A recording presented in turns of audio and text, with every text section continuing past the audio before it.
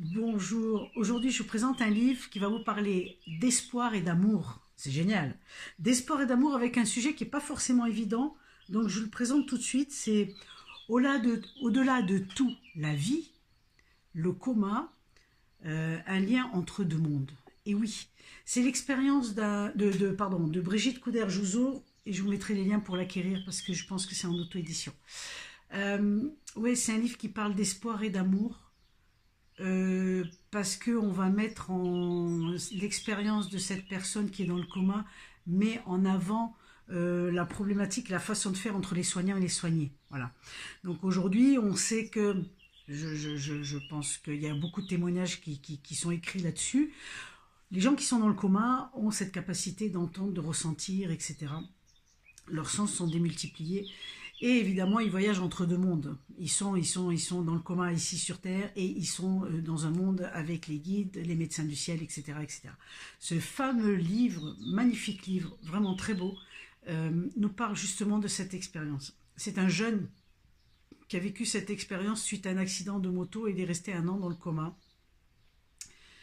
Et il a entendu des choses, il a vu, et puis grâce à ses guides, donc il a vécu cette expérience pour pouvoir témoigner, pour pouvoir justement faire changer les choses. Et il se trouve que ça a été possible à travers ce livre. Donc je ne veux pas vous en dire plus, parce que l'idée c'est vraiment de découvrir ce beau témoignage à travers toutes ces pages.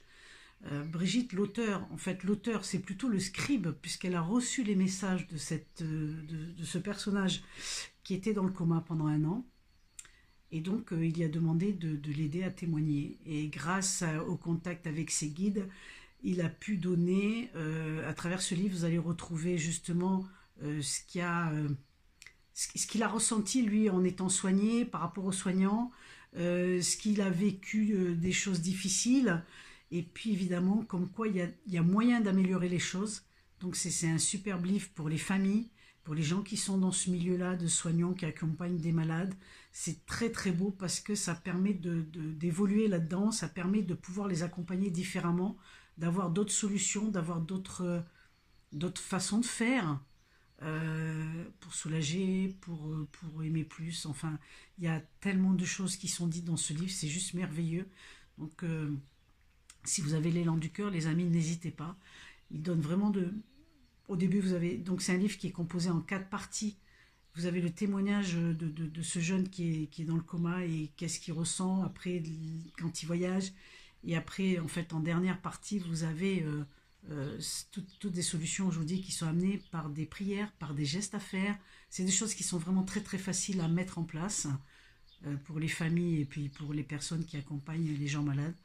Euh, c'est un merveilleux livre, vraiment. Oui, c'est ça, c'est de l'espoir et c'est beaucoup d'amour. Il y a énormément d'amour dans ce livre.